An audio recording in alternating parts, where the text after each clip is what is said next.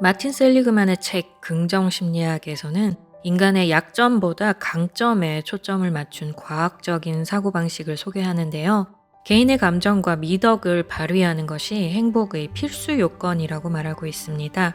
희귀한 아마존 도마뱀을 연구실로 데려왔는데 아무리 먹을 것을 줘도 안 먹고 버텨서 도마뱀이 굶어 죽을까봐 걱정이 될 정도였다고 해요. 뭔가 먹여보려고 온갖 방법을 다 써도 소용이 없었다고 합니다. 그런데 어느 날 신문지를 샌드위치 위에 던져 놓았더니 도마뱀이 이 신문지를 갈기갈기 찢은 다음 눈 깜짝할 사이에 샌드위치를 다 먹어치웠다는 이야기가 이 책에 나오죠.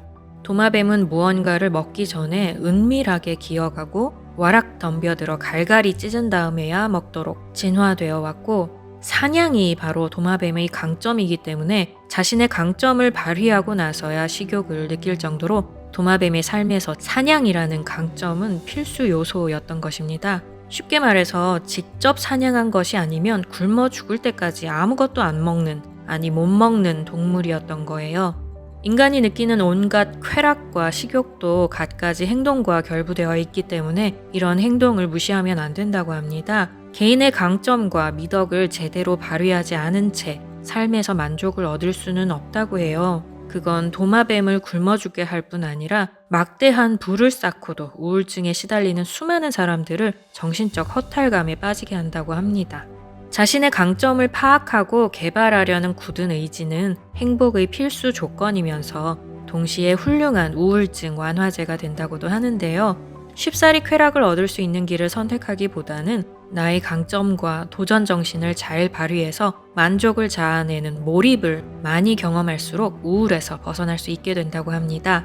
때에 따라 실패할 가능성도 있지만 특유의 문제 해결력을 통해 과제를 풀어나갈 때마다 나 자신에 대한 감탄과 찬사를 아끼지 않게 되죠. 에코이스트들은 대다수 사람들이 가진 비현실적 낙관주의와 거리가 먼 사람들입니다. 대부분의 사람들은 아무 근거 없이 자신을 평균 이상이라고 생각하고 현실과 상관없이 자신을 긍정적으로 평가하고 자신의 판단이 옳다고 착각하며 살아간다고 하죠. 이를 평균 이상 효과라고도 하는데요. 모든 운전자들 중에 90%가 자신의 운전 실력이 평균 이상이라고 생각한다고 합니다. 거의 모든 사람들이 자신은 평균 이상의 유머 실력을 갖고 있다고 생각한다고 해요. 국내외 이혼율이 점점 늘어가고 있는데도 대부분의 사람들은 결혼할 무렵에 자신이 이혼할 수도 있다는 가능성을 전혀 생각하지 못하죠. 학생들이 자신의 미래를 그릴 때 직장에서 해고당할 확률은 생각하지 않으며 나쁜 식습관을 갖고 있으면서도 심장마비나 암에 걸릴 확률은 생각하지 않는 등 사람들은 그저 불행이 자신을 비껴갈 거라는 근거 없는 낙관주의에 빠져 살고 있습니다.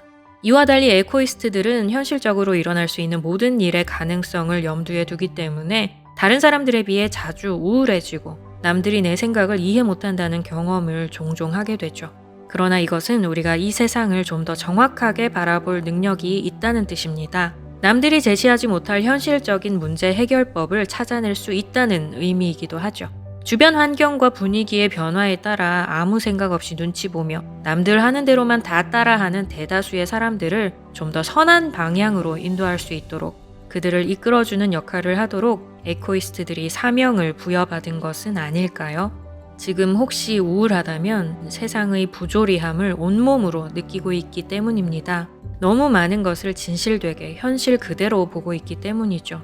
언젠가 몸과 마음이 어느 정도 회복되고 나면 이 능력을 자아 실현과 사회 발전을 위해 어떻게 사용할 수 있을지, 어떻게 하면 나의 강점과 도전 정신을 최대한 발휘하면서 살아갈 수 있을지 한번 고민해 보시기 바랍니다.